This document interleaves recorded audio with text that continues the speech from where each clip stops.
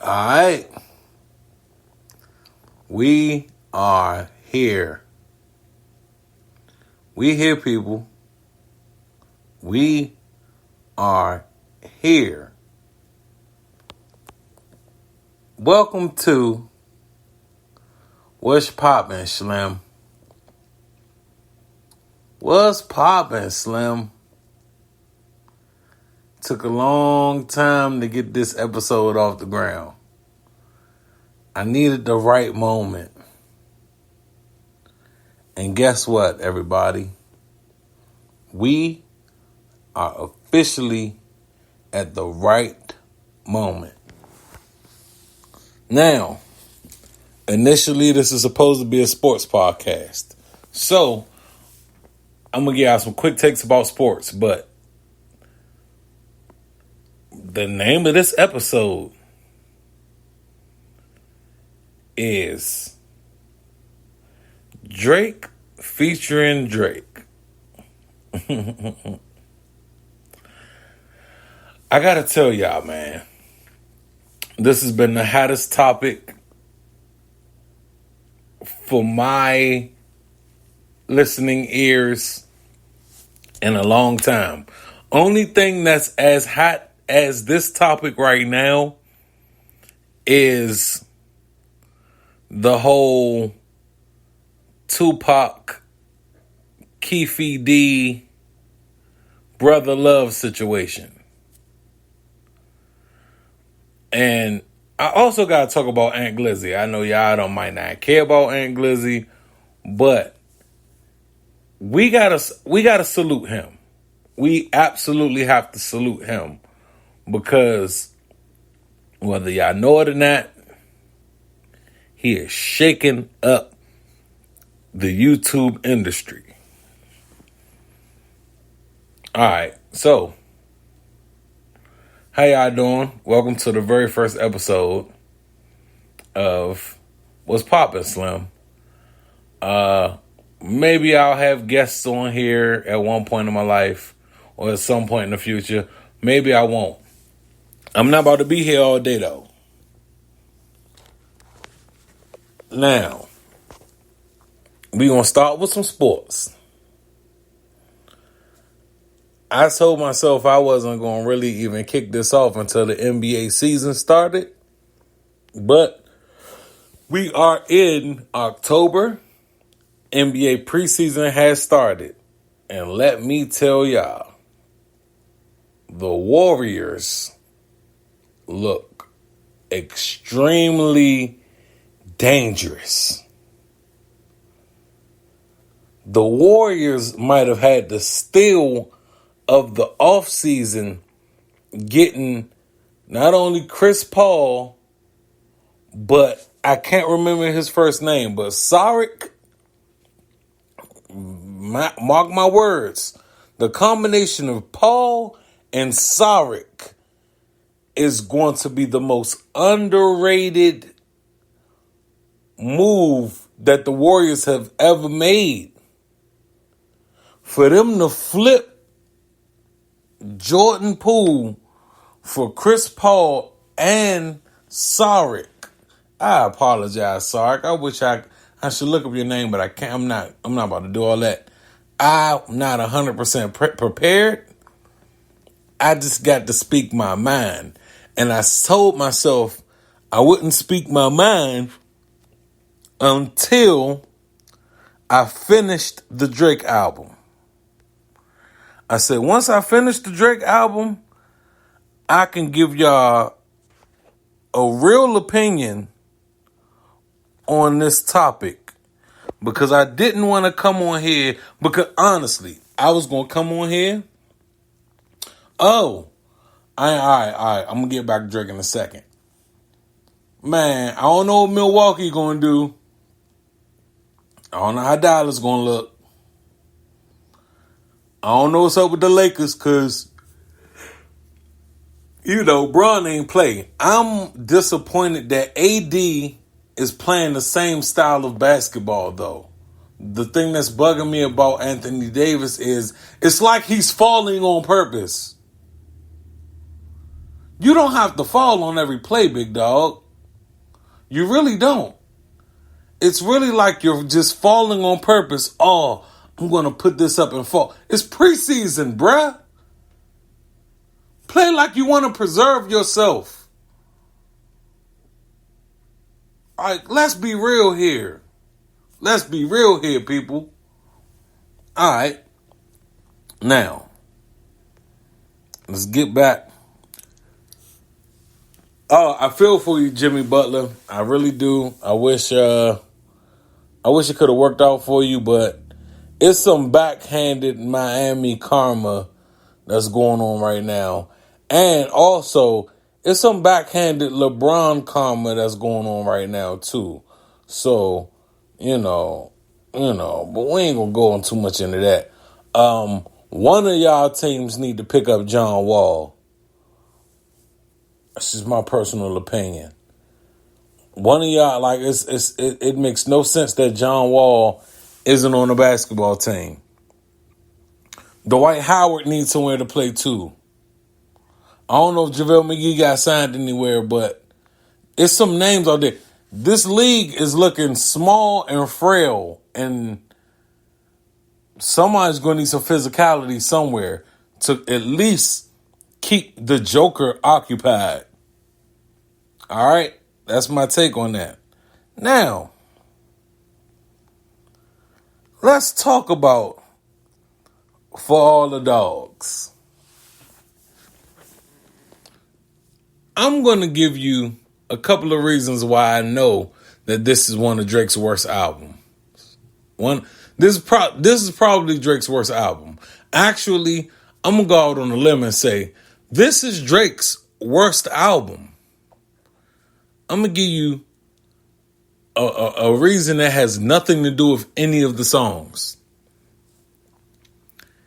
He wasted a lot of energy dogging the critics. Then he went into a lot more energy to dig up how people felt about an album of his that is like 10, 12 years ago or 10, 12 years old. So you have had a lot of hate on your heart for years, but you was just waiting on people to really be vocal about the dislike over this album. Everything people are saying about this album from a production side is true. This album has fair production on it. A lot of these beats go. But the problem with this album is there's 23 songs on this album, right? I've only counted 1, 2. You know what? I'm going to just, out of fairness, 3, 4, and a possible 5, 6, 7, 8. There's 8 and a possible. So you know what that means? 8 and what if somebody went 8 for 23 in a basketball game, sure, they might have had 16 points. But look at how many shots they had to shoot up. Hear me out. You know what I'm saying? Like, look at how many shots they had to shoot up to get their 16 points. Or if it's 3-pointers. If you went 8 for 23, you probably lost the game if you ain't had the right pieces around you. And that is what this project is. This project is an 8 for 23 game with not the right amount of pieces around it. All right, I'm going to give y'all another reason why this album ain't all that. Drake has been doing timestamp songs his entire career. Never has he had to release a timestamp song as like an underground single. Like with a video. Kudos to the whole father-son thing he got going on. I'm not This isn't a diss to him. This is a diss to the music. Drake used to have... Okay. All right. Put it to you like this. You know how Tom Brady went on that crazy run? Tom Brady had an amazing run. And he finally kind of slipped up a little bit. That's just what this is. That's what this is. Drake slipped up a little bit. You could be mad, but whatever. And a lot of these songs sound terrible. They don't just sound bad. They sound terrible. Whoever's in support of this type of music from this type of artist, I almost might have to question your music acumen. Honestly, Nevermind sounds 1,000% better than this record, than this album. The whole dance album sounds 100,000% better than this album. This album ain't for the dogs. I'm sorry. Maybe he ain't making this music for me. But Drake used to have at least 3 or 4 go-to songs that's some timeless songs on every album. And then he'd have at least 5 to 6 more songs that made the album like, oh, all right, we can't dispute this album, or we can't dispute that album, or we can't Every album of his has at least 10 tracks where you can't dispute the album because of the 10 tracks. This album has 8 and a possible. A lot of them other albums, he didn't have to put 19 songs out. And put it to you like this. If he had an album with 18, 19, 16, 17 songs on it, there was only 4 skips per song. This CD, I'm calling this CD. That's how old I am, y'all. This album has 1, 2, 3, 4, 5, 6, 7, 8, 9, 10, 11, 12, 13, 14. This has 15 skips, y'all. Now, maybe Drake is exposing himself. Maybe it ain't been enough hot rappers out here to draw real good inspiration from. Whoever he's trying to sound like, he doesn't sound like. He had one way it feel like he was mimicking the Future flow, but it don't fit. The reason why What a Time to Be Alive was so good is because he was doing his own thing while Future was doing his own thing. This album just sounds like he's not doing his own thing, y'all. That's the problem with this album. It doesn't sound like he's doing his own thing. He only sound like he doing his own thing on the song with Party Next Door. That might be it. Honestly. That might be it. All these other songs sound just unnecessarily bad. Like, they shouldn't even be songs. I know I sound like a hater, but I had to listen to it for myself to make sure that the harsh opinions weren't true. But guess what?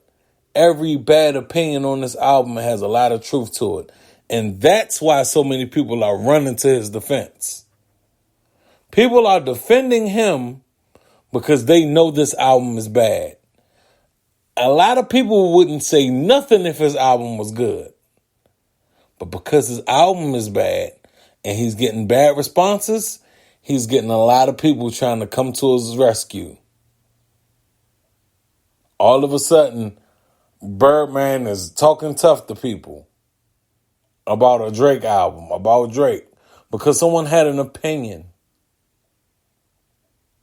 Y'all think about that. So he had to lead out with a timestamp song. All his timestamp songs are supposed to be like the hidden gem of every album. He brought that gem to the light. That's how I knew that this album wasn't right. And that's my Drake take. That's all I'm going to say about Drake. That's all I had to say. I probably could say more, but I'm going to sound like a big hater. But I had to get this off my chest. And it was burning a hole in me. I was like, oh no, this is not it. I don't know who he think. You cannot let Yeet beat you on your own album. So J. Cole beat you on your own album. Yeet beat you on your own album. Party Next Door beat you on your own album. SZA saved your album. SZA got 2 of those 8 songs. I didn't have to hear the Bad Bunny verse. I like that song personally. That's in my 8. I'm just saying, man. This album was a big letdown. For all this, if you was going to only have 9 good songs, you could have stripped, let's see, 23. You 1, 2, 3, 4, 5, 6. You could have took 7 songs off this jump. And then that way, we could have said, oh, all right, we could hold the album in a different regard if you didn't have so many fillers in this here. A lot of songs that sound like they should have been throwaways made it on this album. So I'm sorry, Lil Boat, but nope. No. I'm sorry, KD. Y'all are being yes men. That's like all them people who was yes men, the Lil Baby with that, hey. That is a yes man song. Hey. And I know, it's that little clip of Young Thug bopping to that joint in the courtroom. That's the only time that song sounded kind of good. Hey, but that feels to me like it wasn't something authentic to what we've been getting. I understand you want to change it up, you want to switch it up, but why we couldn't get more of your UK flow, Drake? I would have taken that flow on way more of this stuff than whatever this is that you putting out, bruh. You put out an album like you was forcing your album. For all this, you could have shelved this bad boy. You should have just toured, chilled out, regrouped, and came back when you had some real bars. This doesn't sound... Okay, this album is for all the dogs. So when people hear, oh, it's for all the dogs, we expecting bars. We expecting you about to go hard, honestly. There's no bars in this song, in this album. None, man. And it's unfortunate because there's a whole world of people who's like, yeah, man, Drake can't do no wrong. Everything you touch gold, da-da-da-da, blah, blah, blah. And you go and just stink it all up, man. You stink it all up, man. And I don't care how nobody feel about this. I don't make no money off of podcasting.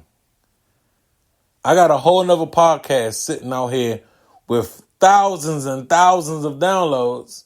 Maybe not millions, but thousands and thousands of downloads. And I ain't see no money from that yet. I'm paying money for that junk. So, feel how you want to feel. That's my opinion. Got a problem with my opinion? Hey,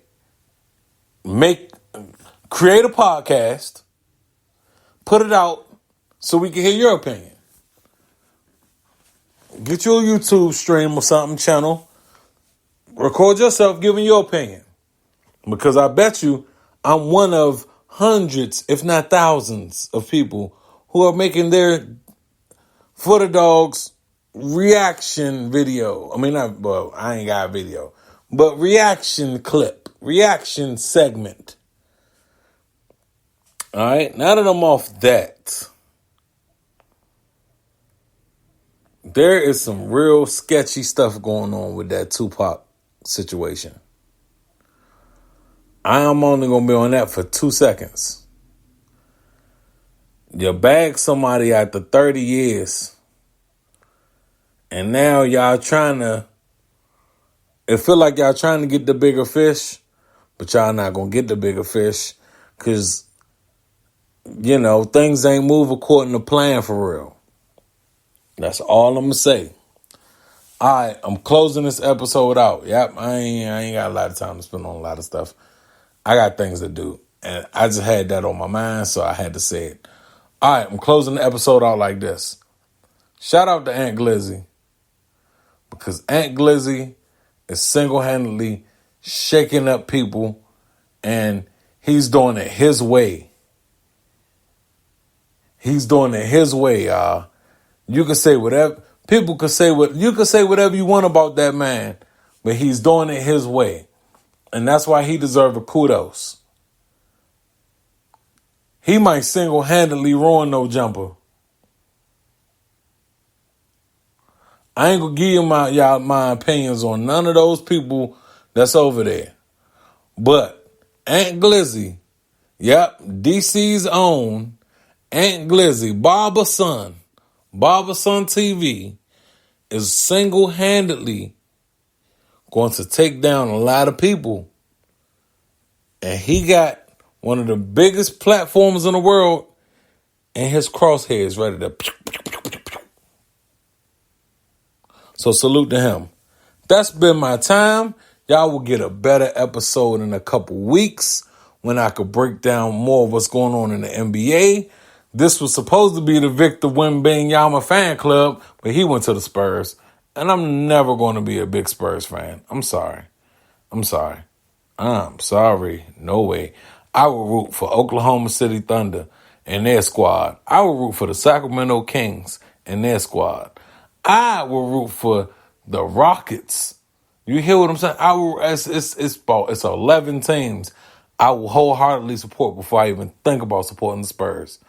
So, with that information, and on that note, this was what's poppin', Slim, the inaugural episode. I want to thank y'all for listening. If y'all listen to it, if y'all ain't listen to it, cool. It honestly don't matter. I ain't gonna lie to you. It don't matter. I got a whole nother podcast that's doing numbers. I'm gonna go jump on that one later and just talk about the art of complaining.